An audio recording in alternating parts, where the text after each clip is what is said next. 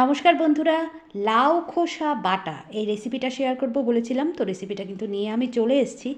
তো দেখো, আমি এই লাউয়ের খোসাগুলোকে একদম আমরা যেমন ঝিরি করে কুচি কুচি করে কেটে ভাজা করি, ঠিক সেভাবে কেটে 2 কাপ জল, অল্প সামান্য একটুখানি লবণ আর খোসাগুলো দিয়ে ভালো করে একটু ফুটিয়ে নিলাম। ধরো 4 থেকে 5 মিনিট মাঝারি আঁচে একটু ফুটিয়ে নিয়েছি।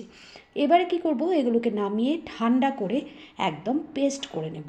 আর যে জলটা দিয়েছি সেটা কিন্তু আমি ফেলবো না, এই জলটা দিয়েই কিন্তু পেস্টটা করব। তো সে কারণে জলের পরিমাণটা 2 কাপের বেশি কিন্তু দেবে না। তো দেখো, আমি এটাকে পেস্ট করে নিয়েছি। আর এদিকে সর্ষের তেল গরম করে নিয়েছি 3 টেবিল স্পুন, একটা গোটা শুকনো লঙ্কা ফোড়ন দিয়ে দিলাম। আর এবারে রসুন কুচি দিয়ে দিচ্ছি। এখানে আমি 2-3 কোয়া বড় সাইজের যে রসুনের কোয়াগুলো হয় সেগুলো কুচি করে কেটে দিয়ে দিলাম। একটুখানি ভেজে নিচ্ছি রসুন কুচি আর শুকনো লঙ্কাটাকে। যারা পেঁয়াজ রসুন পছন্দ করো না, এক্ষেত্রে তারা কিন্তু কালো জিরেটা ব্যবহার করতে পারো। তো একটা কাঁচা লঙ্কা আমি একটু ভেঙে দিয়ে দিলাম। আমি কিন্তু বাটাটার মধ্যে অলরেডি 2টো কাঁচা লঙ্কা দিয়েছি। আর এই যে দেখো, সেই বাটা বা পেস্টটা বললাম না, যে জলটা দিয়ে আমি এটাকে সেদ্ধ করেছি সেই জলটা দিয়েই কিন্তু আমি বেটেছি।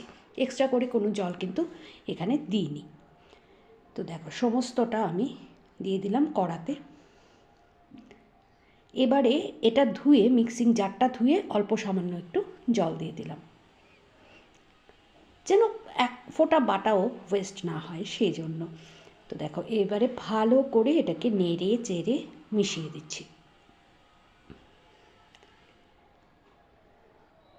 এখন লবণ দিয়ে দিচ্ছি স্বাদ মতো। লবণটা বুঝে দিতে হবে, কারণ সেদ্ধ করার সময় কিন্তু আমরা খানিকটা লবণ দিয়েছিলাম। আর 1 পিঞ্চ মতো হলুদ গুঁড়ো দিয়ে দিলাম।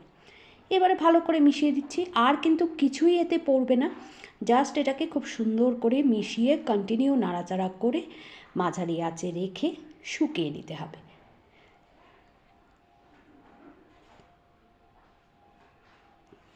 তো দেখো, এটা ফুটে উঠেছে। খুব বেশি সময় লাগবে না শুকোতে, যেহেতু মাঝারি আঁচ করা আছে। 5 থেকে 6 মিনিটের মধ্যেই কিন্তু এটা একদম শুকনো শুকনো হয়ে যাবে। তো এটাকে কিন্তু নাড়তে হবে কন্টিনিউয়াসলি, যেন তলাটা ধরে না যায়, তাহলে একটু তেতো হয়ে যাবে, খেতে ভালো লাগবে না। তো দেখো, আমার কিন্তু এটা অনেকটাই শুকিয়ে এসছে।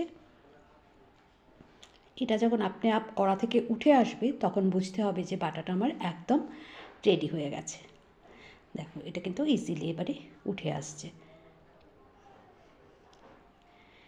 আরও কিছুটা নাড়াচাড়া করে এটা নামিয়ে এবার গরম গরম ভাতের সঙ্গে জাস্ট পরিবেশন করা। সত্যি বলছি, অসাধারণ লাগে খেতে। অবশ্যই একবার ট্রাই করে দেখতে পারো।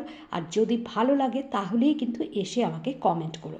আর খারাপ লাগলে সেটাও কিন্তু কমেন্টে জানাতে পারো। ঠিক আছে? দেখো, এবার আমি এটাকে তুলে নেব। মোটামুটি কিন্তু এটা একদমই রেডি হয়ে গেছে। তো কেমন লাগলো লাউ খোসা বাটার এই রেসিপিটা অবশ্যই কিন্তু আমাকে জানিও। যদি ভালো লাগে ছোট্ট করে একটা লাইক করে দিও, শেয়ার করো ভিডিওটা ফ্রেন্ডস অ্যান্ড ফ্যামিলির সঙ্গে। আর অবশ্যই কিন্তু আমার সঙ্গে থেকো। আজ এ পর্যন্তই। ভালো থেকো সবাই। নমস্কার।